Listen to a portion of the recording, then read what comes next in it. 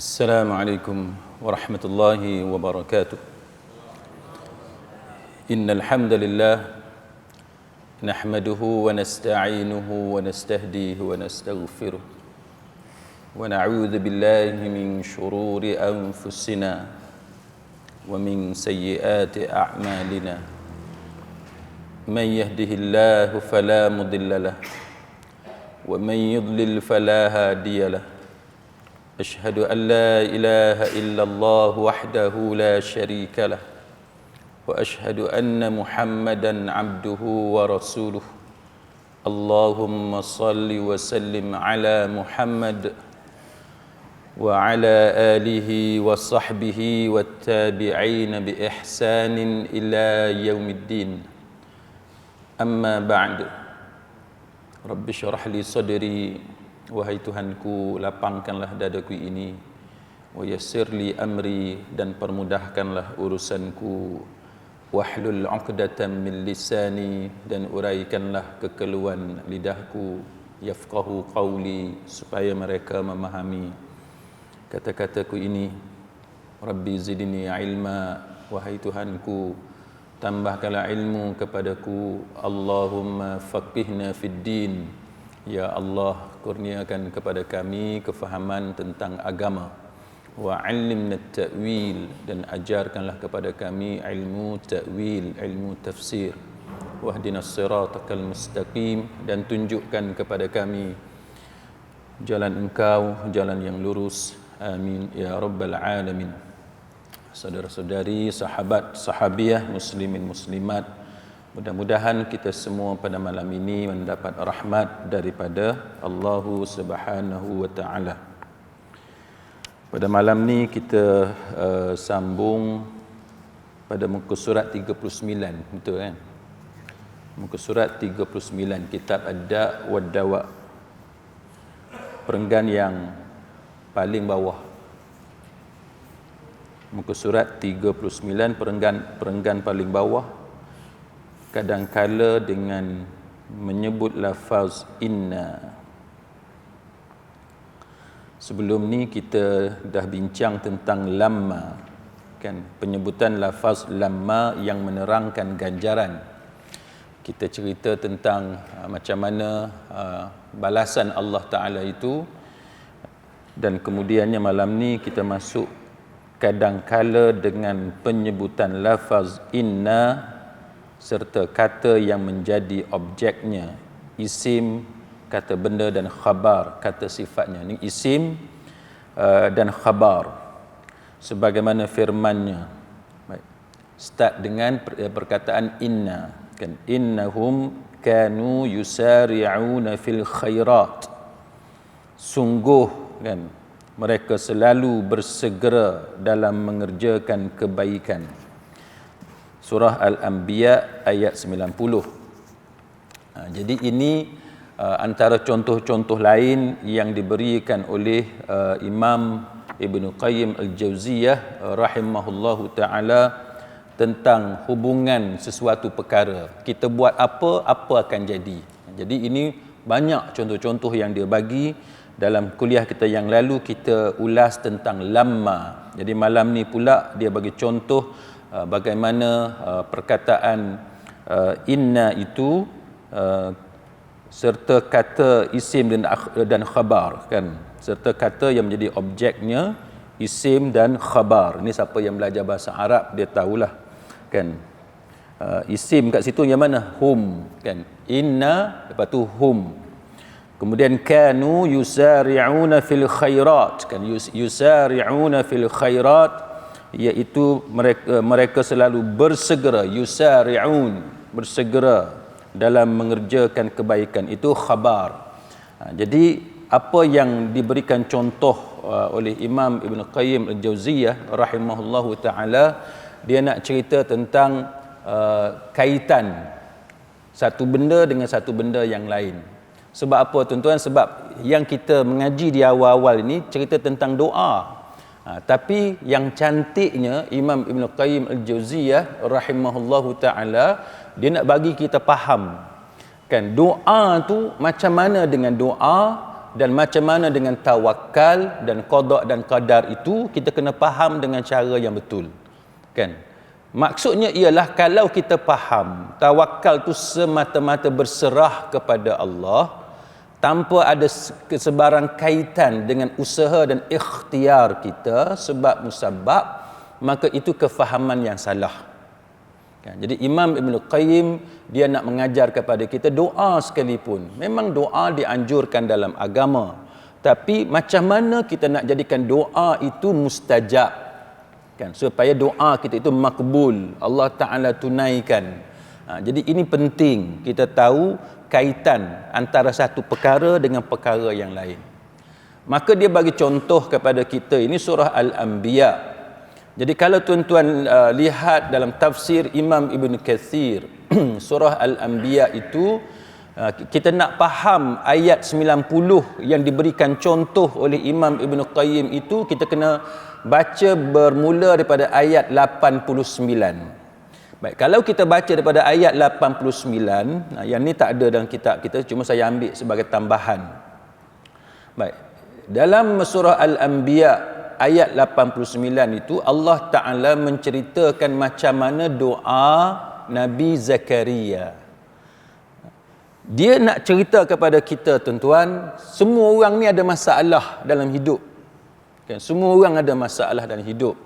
Maka malam ni contoh yang diberikan kepada kita, yang kita hadap malam ni ialah contoh macam mana doa Nabi Zakaria alaihi salam. Baik, kalau kita lihat pada ayat 89 itu, Allah Ta'ala cerita, a'udzubillahi minasyaitonirrajim, wa Zakaria idh nada rabbahu rabbi la tazarni fardan wa anta khairul warithin. Dan ingatlah kisah Nabi Zakaria alaihi salam tatkala dia menyeru Tuhannya. Kan, tatkala dia menyeru Tuhannya. Tuan-tuan, kalau cerita macam ni kita hayati betul-betul. Kan, kita hayati betul-betul. Pernah tak kita ni menyeru Tuhan? Kan? Atau kita ni doa kita hanya doa tradisi? Kan, doa kebiasaan, doa-doa lah. Tak ada suasana yang menggambarkan kita benar-benar menyeru Allah. Ini antara benda yang kita kena hayati. Bila kita ada masalah dalam hidup, kan, bila kita ada musibah dan sebagainya, kita kena ada suasana ini, suasana kita menyeru Tuhan. Kan, kita panggil Allah. Kita minta dengan dia. Maka dalam kisah ini, iznada rabbahu, kan, ketika mana dia menyeru Tuhannya, dia kata apa? Dia kata Rabbi la tazarni farda, jangan engkau tinggalkan aku bersendirian. Jangan engkau tinggalkan aku bersendirian. Dalam keadaan Nabi Zakaria dia tak ada waris. Sebab apa dia tak ada waris? Dia tak ada zuriat keturunan. Jadi bila dia minta dengan Allah Ta'ala tu, dia cerita hal ehwal keadaan dia. Padahal Allah Ta'ala tahu, Allah Ta'ala maha mengetahui. Malah Allah Ta'ala tahu lebih daripada Nabi Zakaria mengetahui. Tapi dalam kisah ni tuan-tuan, satu pelajaran yang sangat berguna kepada kita ialah bila kita ada masalah, kita kena cerita keadaan kita tu kepada Allah. Kena cerita. Nak jadikan doa kita mustajab, doa kita didengar oleh Allah, ditunaikan oleh Allah, antara ciri penting sebagaimana yang disebut dalam Quran ini tentang Nabi Zakaria alaihi salam ialah kita cerita kepada Allah tentang hal keadaan kita. Belum cerita benda hak kita nak minta. Hak kita nak minta tu belum lagi. Kita cerita dulu keadaan kita, apa yang kita susah, apa yang kita deritai, apa yang kita sedih sangat hari ini, apa yang sedang menyebabkan kita fikiran kita berkecamuk, maka itu yang perlu kita cerita kepada Allah. Sewaktu kita mengangkat tangan kita ataupun sewaktu kita mengadu kepada Allah.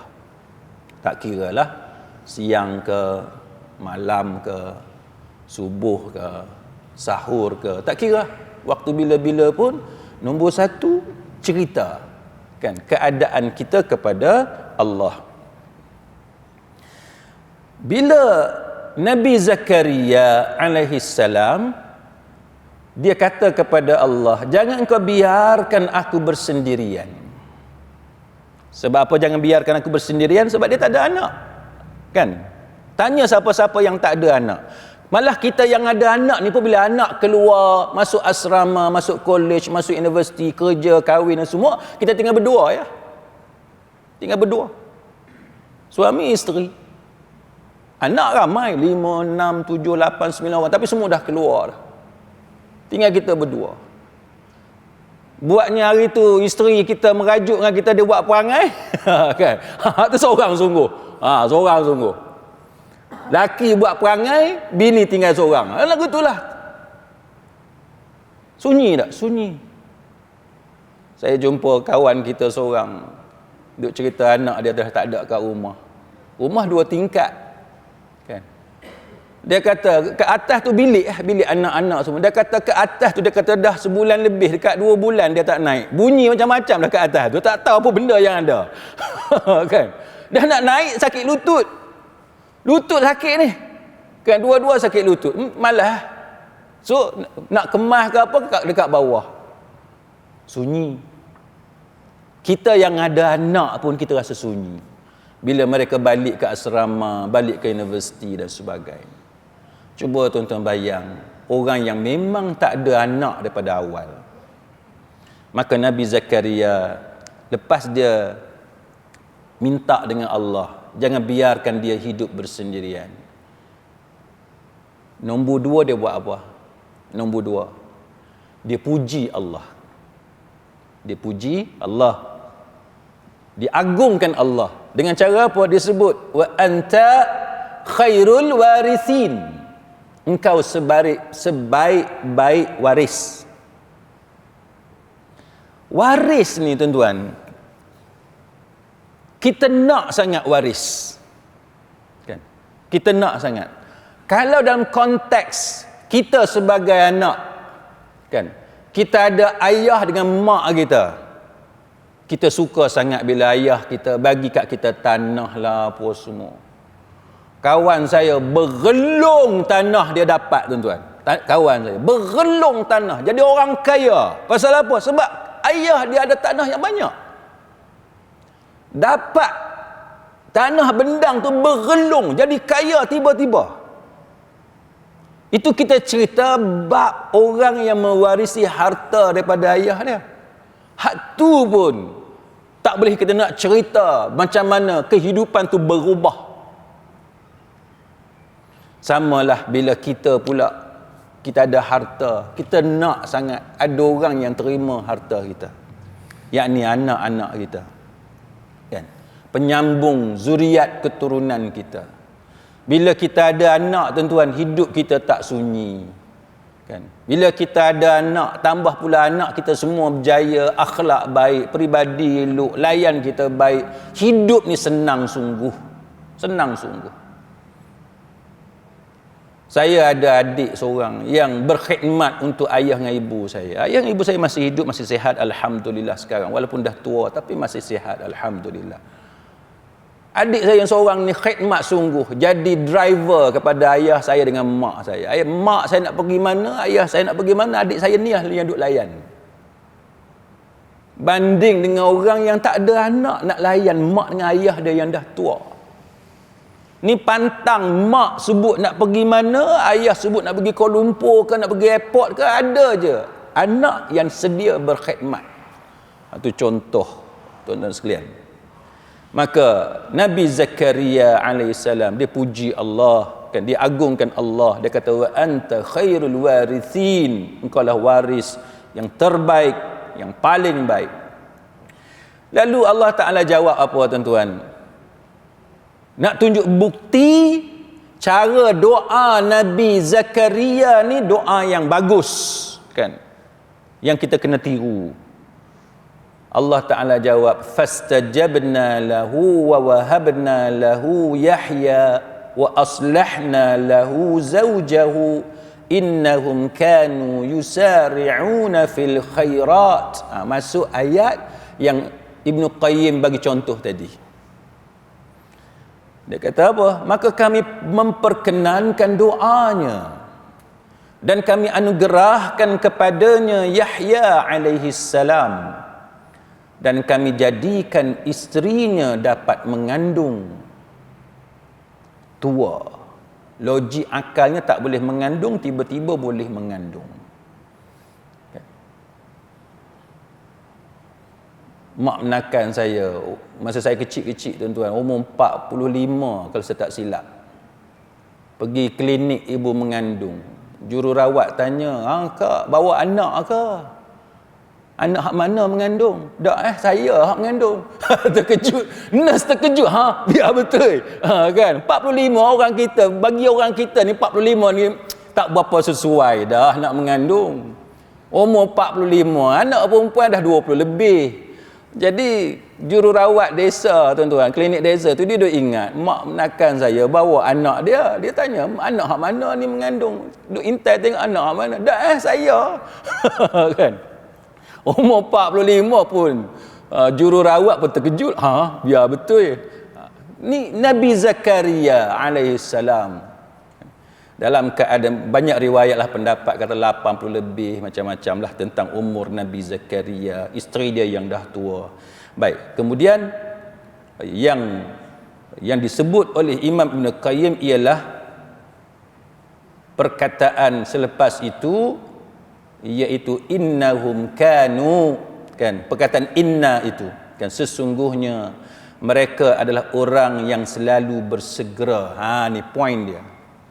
Kita nak supaya doa kita Allah Ta'ala dengar, Allah Ta'ala tunaikan. Maka contoh yang diberikan oleh Imam Ibn Qayyim ialah macam mana karakteristik, kan, yang ada pada Nabi Zakaria dengan isteri dia. Apa dia? Iaitu mereka ini yusari'una fil khairat. Mereka ini selalu bersegera melakukan perbuatan yang baik. Dan mereka ni berdoa kepada kami antara harap dan cemas. Doa ni dia kena ada dua-dua. Kita sangka baik kepada Allah, Allah Ta'ala akan tunaikan benda yang kita doa tu satu. Satu lagi cemas, takut dengan dosa kita pun kena ada. Dia kena balance antara dua itu. Lepas itu, wa kanu lana khashi'in, dan mereka adalah orang yang khusyuk kepada kami. Baik. Cerita ni cerita apa? Imam Ibn Kathir dalam tafsirnya dia kata Allah Ta'ala menceritakan kepada kita tentang Nabi Zakaria alaihi salam. Ketika mana dia minta kepada Allah supaya dia dikurniakan anak lelaki. Sebab apa?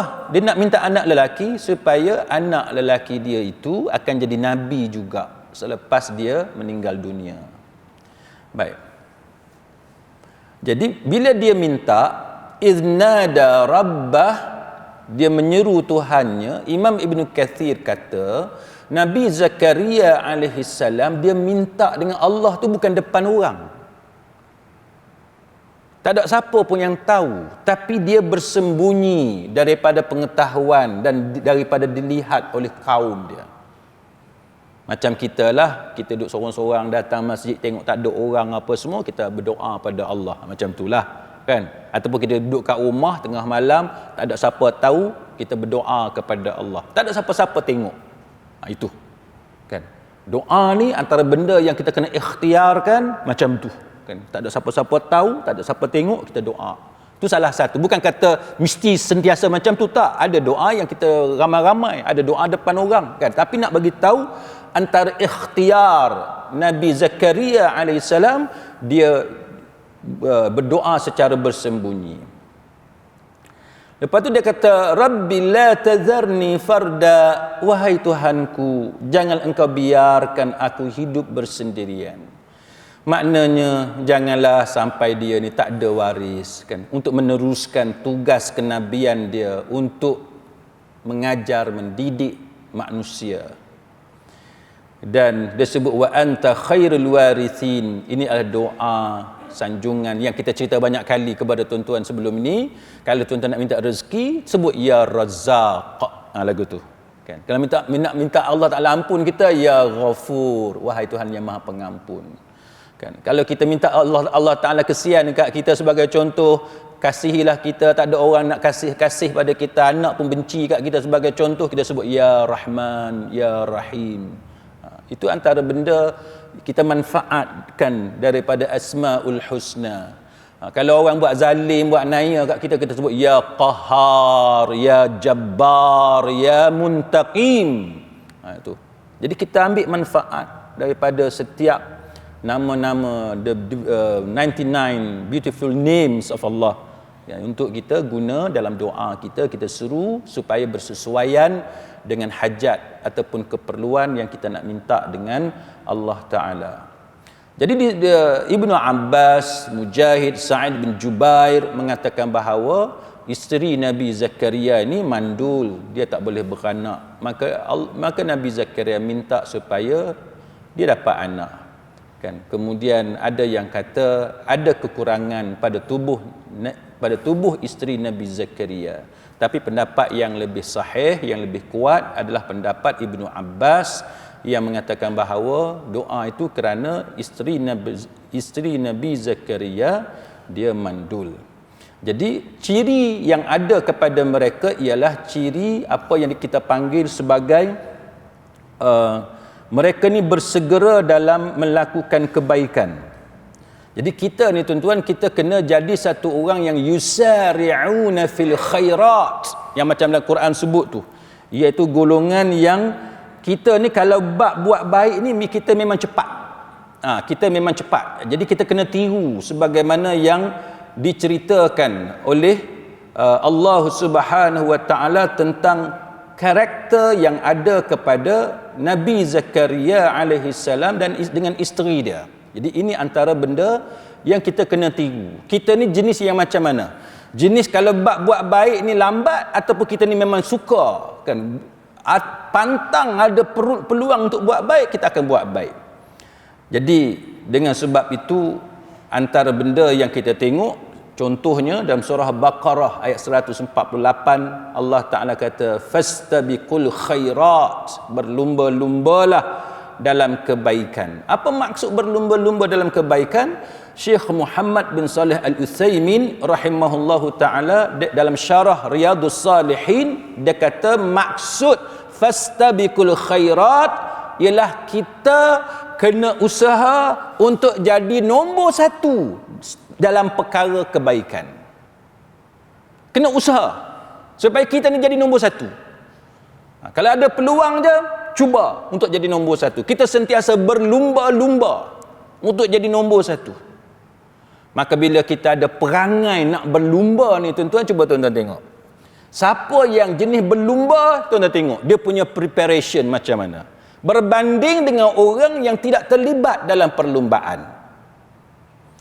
Tuan-tuan tengok orang yang nak berlumba lari pecut, sprinter, orang yang jadi sprinter 100 meter, 200 meter, tak kira lah, ataupun jarak jauh 400 meter, 1500, tak kira.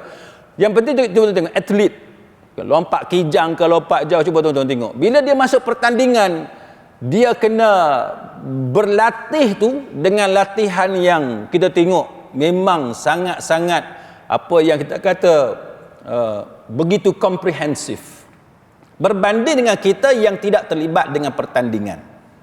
Jadi kita ni kena jenis orang yang suka berlumba, baru kita ni akan buat sungguh-sungguh. Jadi itu yang disebut oleh Syekh Utsaimin. Dia kata maksud dia kena berusaha jadi nombor satu setiap kali kita buat benda baik. Kemudian dan antaranya lah contohnya macam soft semayang. Soft semayang ni kita berlumba nak duduk depan kan. Bukannya bila qomat apa semua tu udah masih duduk sembang dekat luar, kita tak peduli pun saf depan ni. Jadi kita kena bersegera kan, yusari'un.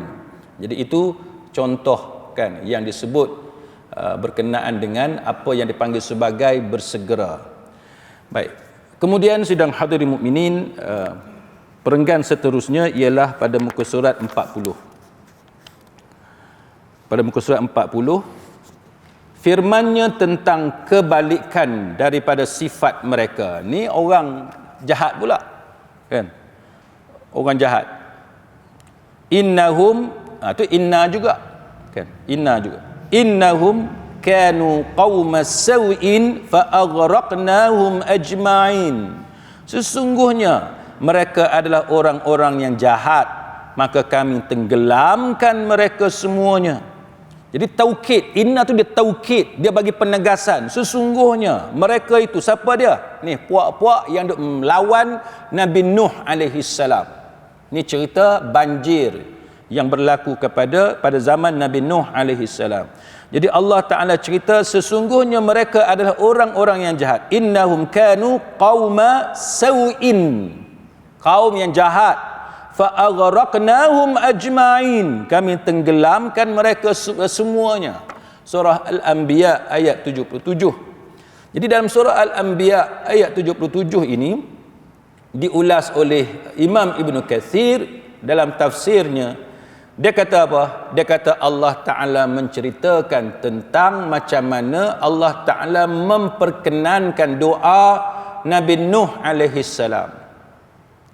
Nabi Nuh dia doa kebinasaan kepada kaum dia.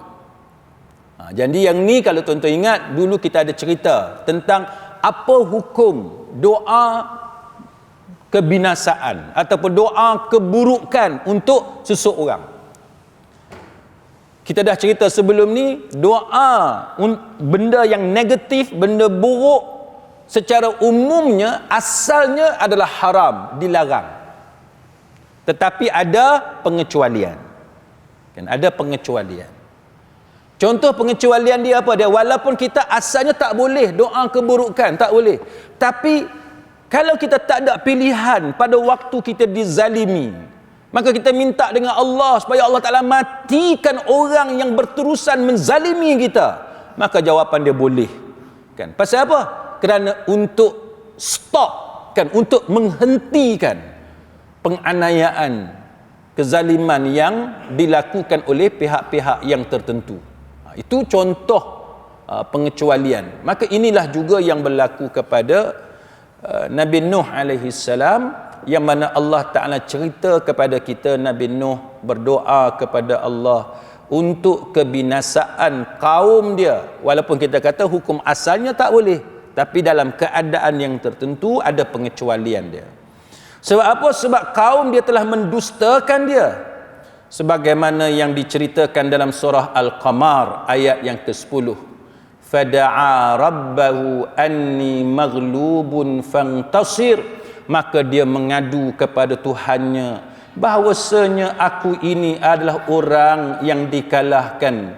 Maghlub, orang yang dikalahkan. Oleh sebab itu dia kata fantasir, maka tolonglah aku wahai Allah, dia kata. Kan? Itu Nabi Nuh alaihi salam. Dia kata dia ni orang yang dikalahkan. Kaum dia tak mau dengar dia. 950 tahun dakwah, tuan-tuan sekalian. Tak ada orang nak ikut. Kecuali hanya sikit sahaja yang nak ikut Nabi Nuh alaihi salam. Jadi itu antara sebab dia berdoa kepada Allah agar Allah Ta'ala akan hancurkan kaum yang kafir ini. Sehingga dia kata apa dalam surah Nuh ayat 26 hingga 27, wa qala Nuh, Allah Ta'ala cerita, wa qala Nuh, Nabi Nuh kata apa dalam doa dia? Rabb, dia kata, Rabb, wahai Tuhan, la tadhar 'alal ardi minal kafirina dayyara. Dia kata dekat Allah, dia kata janganlah engkau biarkan seorang pun di antara yang kafir ini masih tinggal atas muka bumi. Jadi kita, tuan-tuan, kalau setakat kita buat dakwah, buat program, kan, tak ada sambutan, tak ada orang nak datang, tak ada orang nak ikut, kecuali hanya sedikit sahaja.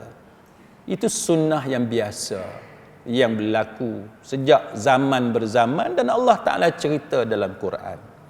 Yang penting kita improve cara kerja kita, buat postmortem, bincang, mesyuarat macam mana nak perbaiki program dan aktiviti kita. Kalau masih orang tak mau ikut, itu kita serah kepada Allah Subhanahu wa taala. Sebab situasi ini memang berlaku kepada nabi-nabi dulu, dan inilah yang diceritakan oleh Allah taala berlaku kepada Nabi Nuh alaihi salam. Yang penting kita usaha je. Anak kita tak mau ikut ke, jiran kita, orang taman kita tak mau ikut ke, anak qaryah tak mau ikut ke, itu urusan Allah. Urusan kita ialah perbaiki, kita usaha sebaik mungkin, kan, buat benda-benda yang boleh menarik mereka. Selebihnya itu kita serah kepada Allah Subhanahu wa taala. Jadi sebab apa Nabi Nuh alaihi salam dia minta macam ni? Sebab nescaya, sebab apa dia minta dimusnahkan kaum dia? Dia kata nescaya mereka akan menyesatkan hamba-hambamu. Orang macam ni kalau hidup dia akan merosakkan manusia lain. Dia akan sesatkan manusia lain. Maka itu antara sebab kenapa Nabi Nuh AS minta kepada Allah supaya dia hancurkan kaum dia. Dan dia kata mereka tidak akan melahirkan wala yalidu illa fajiran kafara, dan mereka tidak akan melahirkan selain anak yang buat maksiat lagi kafir. Puak-puak ni kalau dia beranak, ada anak dia pun teruk, buat maksiat, buat dosa dan kafir, kata Nabi Nuh alaihi salam dalam doa dia. Lalu Allah Ta'ala jawabkan dalam surah Al-Anbiya ayat 76. Allah Ta'ala kata iznada min qablu fastajabna lahu fanajjaynahu wa ahlah. Dia kata ketika dia berdoa sebelum itu dan kami memperkenankan doanya, lalu kami selamatkan dia beserta dengan pengikutnya, kan, wa ahlah, dan ahlinya, yakni pengikut dia yang beriman kepadanya.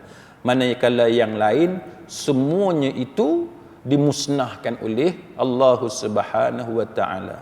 Dan Allah Taala sebut minal karbil azim. Surah Al-Anbiya ayat 76 tu Allah Taala sebut minal karbil azim, iaitu kesengsaraan, orang tak percaya dekat kita, gangguan manusia dan sebagainya. Sedangkan Nabi Nuh ni dia duduk dengan kaum dia berdakwah tu 950 tahun, ataupun disebut dengan istilah 1000 tahun kurang 50 tahun, makna 950 tahun menyeru untuk menyembah, mentauhidkan Allah Ta'ala, tapi dia orang tak mau dengar.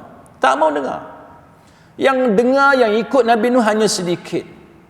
Dan yang ada yang tak mau ikut ni bukan sekadar dia tak mau ikut, dia kacau lagi Nabi Nuh alaihi salam. Maka dengan sebab itu Nabi Nuh mendoakan kebinasaan. Jadi kalau orang kata tak boleh doa mendoakan keburukan, kita kata ya.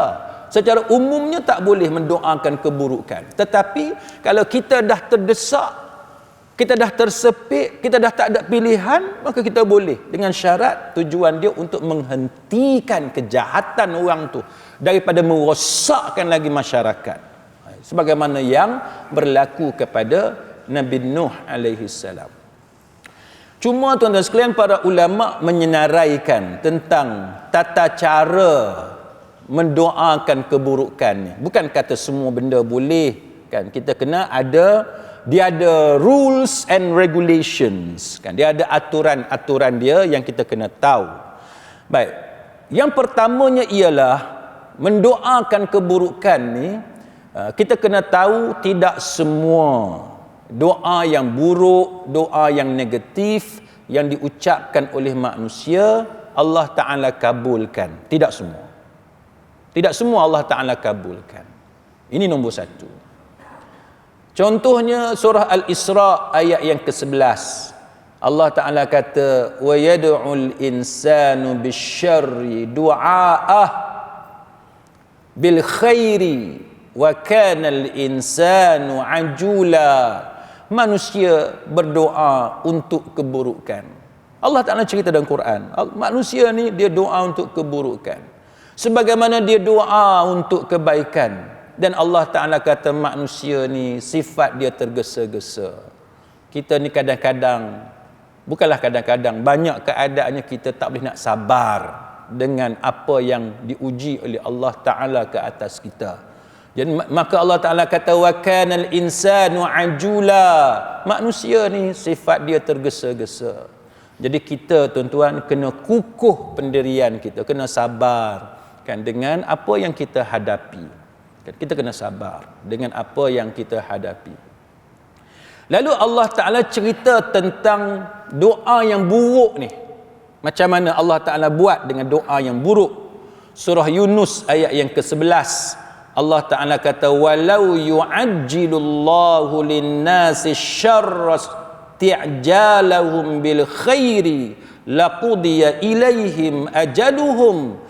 Kalau sekiranya Allah Ta'ala menyegerakan doa keburukan bagi manusia seperti permintaan mereka untuk menyegerakan kebaikan, pastilah diakhiri umur mereka. Mati. Kalau nak dengar semua doa buruk manusia ni, kalau Allah Ta'ala tunaikan semua doa buruk manusia, mati manusia ni. Tapi Allah Ta'ala tidak tunaikan semua benda-benda buruk. Jadi macam mana kita nak faham benda ni tuan-tuan? Maka tokoh seperti Ibnu Abbas, Hibrul Ummah, yang mana kita ramai ulama kata kefahaman Ibnu Abbas kita utamakan, khususnya dalam soal untuk memahami ayat-ayat Quran. Maka bila diteliti kefahaman Ibnu Abbas tentang isu doa yang buruk, kan macam mana Allah Ta'ala buat kepada doa buruk yang dilakukan, yang diucapkan oleh manusia, maka Ibnu Abbas radhiyallahu anhuma dia kata apa?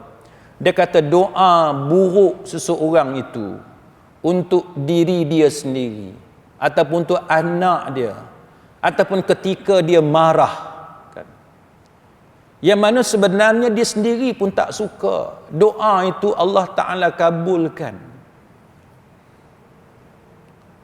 Tapi sebab dia dalam keadaan marah. Macam cerita apa? Cerita Melayu kan. Batu belah, batu bertangkup. Apa? Saya tak ingat lah ni cerita zaman kecil-kecil dulu kan. Telanlah aku, makanlah aku, apa? Saya tak ingat lah. Orang perempuan mungkin ingat kot. Merajuk apa cerita dia pasal anak kot, makan perhabis. Lagu tu lah lebih kurang kan, makan habis tu. Jadi untuk mak ni tak ada. Anak pun mentang-mentang dia suka dia makan habis. Tuan-tuan tak pernah alami benda tu? Tak pernah? Tak pernah? Anak-anak tuan-tuan bagus. Anak saya ni cerita zaman dia kecil-kecil dulu lah. Anak saya dah besar semua lah. Ni zaman dia orang kecil-kecil dulu. Sekolah rendah. Kadang-kadang isteri saya masak apa semua tinggal lauk. Ni makan apa semua. Ni untuk ayah, kena simpan untuk ayah. Pipi tu tak ada lah. Tak ada, licin. Atas dapur tu licin. Dia tak ingat kat ayah dah. Keluar air mata ni, kata aduh anak aku. Nak cerita tuan-tuan. Budak kecil dia reti apa mak dia pesan. Bukan dia jahat dah, bukan dia nak khianat kat ayah dia dah. Anak saya semua sayang kat saya. Cuma budak ni biasalah, masa dia kecil tu dia tak boleh nak fikir lagi kan. Dia tengok benda sedap, dia makan perhabis, dia tak ingat dunia dah. Dunia pun dia tak ingat, ayah dia pun dia lupa, dia makan habis tinggal. Tak ada tinggal apa buat atas dapur tu. Kita baca mesej history kita kata ada tu lauk atas ni apa dia masak, tengok tak ada, licin. Tu saya dia usik anak-anak saya bila dia orang dah besar semua ni, dia usik dia cerita batu belah, batu bertangkuk dia untuk gelak. Kan? Batu belah, batu bertangkuk, telanlah aku, makanlah aku ke apa, saya tak reti lah.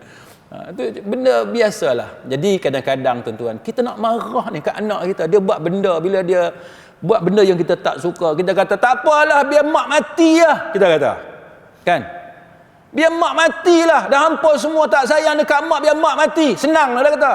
Biar pak hang kahwin lain, cari mak lain. Ha, dia kata lagu tu. Ada ke orang perempuan kata gitu? Ada. Berani kata gitu. Tapi Tuhan tak makbul. Tuhan tak makbul. Kalau Tuhan makbul, mati masa tu juga. Tapi Tuhan tak makbul. Walaupun kita sebut, biar mak mati lah. Biar mak mati. Senang. Tapi Allah Ta'ala tahu. Kita sebagai manusia, kita lemah. Kita ucap tu bukan sebab kita nak mati, tak. Kalau kita mati, siapa nak jaga anak kita ni? Bapa jaga anak, kan? Tidaklah sebaik ibu yang jaga anak. Ni orang lelaki marah kat saya pula. Tapi kita kena terima realiti. Ayah jaga anak, tuan-tuan. Walaupun ayah sayang dekat anak dia, tapi dia tak sebagus ibu jaga anak. Cuma adalah pengecualian. Ada ayah-ayah yang tertentu yang cukup bagus jaga anak dia sampai dia lebih baik daripada si mak ni. Ada. Cuma tak ramai. Bapa yang bagus jaga anak ni ada, tapi tak ramai. Ada kenalan kami, tuan-tuan, dia bawa kereta, accident. Isteri dia duduk sebelah, meninggal. Dia hidup. Jadi anak dia kecil. Dia rasa bersalah. Dia tak kahwin. Sehinggalah anak dia dah besar, anak dia dah kahwin, semua, baru dia kahwin. Dia rasa bersalah. Dengan sebab kecuaian dia memandu, menyebabkan isteri dia meninggal dunia, sehingga menyebabkan anak-anak dia kehilangan ibu dalam waktu mereka masih kecil. Ada orang yang bagus yang boleh jaga anak, kan, tapi tak ramai lah. Azan.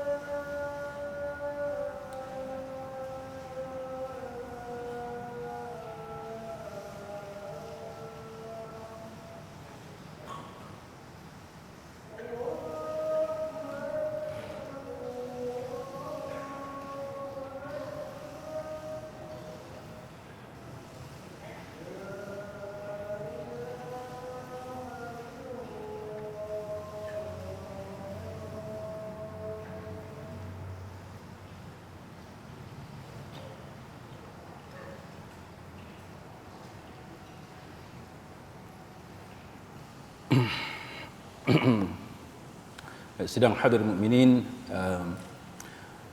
yang kedua berkenaan dengan doa keburukan ini, yang kita memang disuruh oleh Nabi sallallahu alaihi wasallam supaya kita hati-hati, supaya kita jangan termasuk dalam golongan yang didoakan keburukan, iaitu apabila kita buat zalim pada orang, orang tu jadi mangsa kita. Yang ni betul kan? Tak boleh. Tak boleh apa? Tak boleh kita biarkan benda ni berlaku pada kita. Sebab apa? Sebab doa mangsa kita tu mustajab. Contohnya hadis Ibnu Abbas, Nabi sallallahu alaihi wasallam bersabda, wattaqi da'watal mazlum, takutlah kamu terhadap doa orang yang dizalimi. Sebab apa? Sebab Nabi kata fa innahu laisa bainahu wa bainallahi hijab. Kan? Sebab apa? Sebab tidak ada hijab, tidak ada dinding penghalang antara dia dengan Allah. Ini hadis muttafaqun alaih. Ini betul.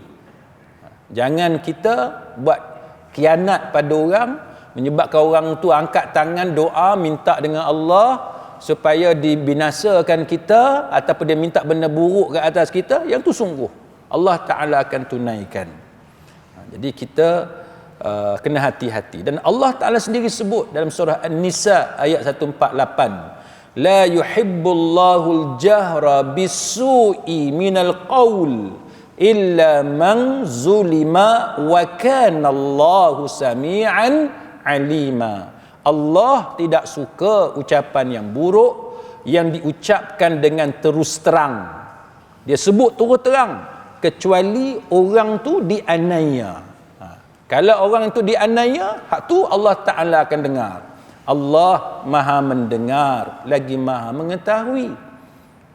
Nak cerita Allah Ta'ala dengar doa orang yang teraniaya ni, Allah Ta'ala sebut wa kana Allahu sami'a. Allah Ta'ala tu Maha mendengar, alima, Maha mengetahui.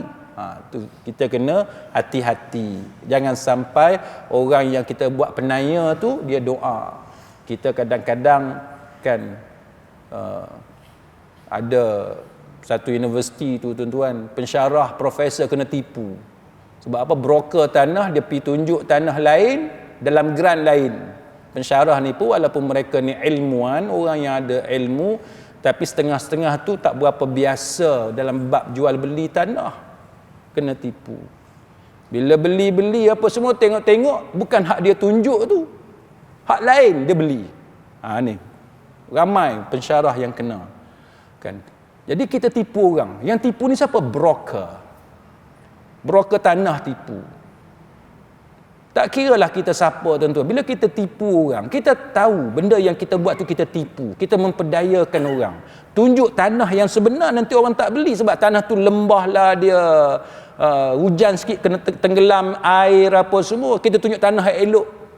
Mentang-mentang orang tu tak perasan apa semua, kita tipu dia. Maka orang yang macam ni, kalau mangsa ni semua angkat tangan berdoa pada Allah untuk kebinasaan atas kita sebab kita duduk penanya orang, Allah Ta'ala tunaikan, makbul doa tu tuan-tuan. Jadi kita janganlah sebab nak kaya dengan jalan pintas, tak peduli hukum hakam ni, jangan kan, itu bahaya. Dan Ibnu Abbas dia kata ayat ini dengan maksud doa keburukan dari orang yang dizalimi kepada orang yang menzalimi dia. Akhir sekali, doa keburukan kepada orang lain sedangkan orang yang didoakan tu tak bersalah. Katalah kita bergaduh dengan satu orang, kita tak salah, dia yang salah, tapi dia kata tak apa, hang jaga, aku akan doa supaya habis hang dengan bini hang, dengan anak hang, cucu keturunan apa semua ni, habis semua, aku akan minta dengan Allah, sebagai contoh. Maka kalau kita diugut, diancam dengan doa keburukan, sedangkan kita yakin sungguh kita tak bersalah, kita bukan buat jahat dekat dia, mungkin salah faham ke, ataupun dia sebenarnya yang salah sebagai contoh, maka kalau yang macam ni jangan takut, jangan bimbang. Allah Ta'ala tidak tunaikan doa orang yang mendoakan keburukan kepada kita sedangkan kita tak buat jahat kepada dia. Macam kawan-kawan duk ceritalah, dia orang kena dengan income tax. Kan? Dia kena dengan income tax. Kalau pegawai income tax tu tak buat naya apa-apa, cuma kita yang salah sebab kita yang sembunyikan sembunyikan pendapatan, kita yang tipu, kita yang apa semua, dia buat kerja dia. Kan? Tiba-tiba kita kata kat dia, jaga hang, aku doa supaya hang masuk neraka. Kan? Yang kawan tu dia bukan buat penanya kat kita, dia buat kerja dia je. Tak boleh lah tuan-tuan, tak boleh. Tuan-tuan pergi mana, Langkawi ke pergi mana ke apa semua kan, bawa masuk ke airport kena cukai, custom tu dia kenakan kita cukai. Bolehkah kita kata tak apa kalau cik tak cik kenakan cukai juga kat saya doa supaya cik masuk neraka, boleh begitu?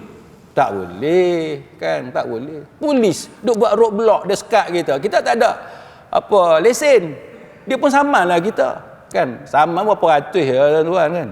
Tengok kesalahan lah, seat belt lah apa semua, nombor plate, kita nak marah kat polis tu, apa polis ni makan duit haram apa semua, mana boleh kita cakap gitu. Kita yang salah, kita yang tak ada lesen, kita yang langgar lampu merah, yang kita nak pi kata benda buruk kepada penguatkuasa undang-undang tu. Kenapa? Jadi katalah kita ni diugut, diancam, padahal kita tak salah, maka kita jangan bimbang kan, kita jangan bimbang, kita tawakal kepada Allah sebab kita tahu kita tidak menzalimi orang tersebut.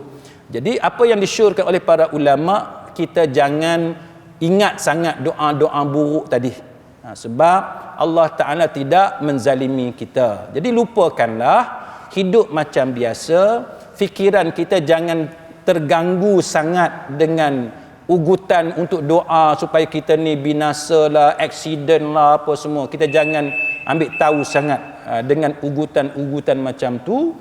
Dan kita juga boleh minta dengan Allah kan, supaya Allah Ta'ala terbalikkan doa tu kalau betul mereka mendoakan buruk kepada kita. Boleh kan, dia ugut kita, dia kata tak apa, dia nak doa apa semua, kita kata tak apa, saya juga akan berdoa kepada Allah, dan Allah Ta'ala maha mengetahui kan. Allah Ta'ala maha adil, Allah Ta'ala dia tidak zalim, Allah Ta'ala tidak akan menzalimi hamba dia.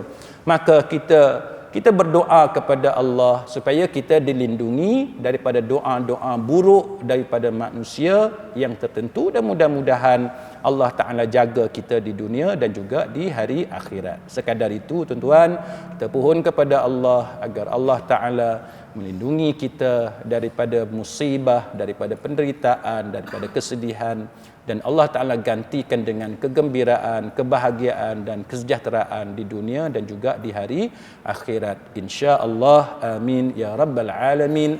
Wallahu a'lam. Aqul qawli hadha wa astaghfirullahal azim li wa lakum. Wassalamu alaikum warahmatullahi wabarakatuh. Subhanakallahumma wa bihamdik ashhadu an la ilaha illa anta astaghfiruka wa atubu ilaik.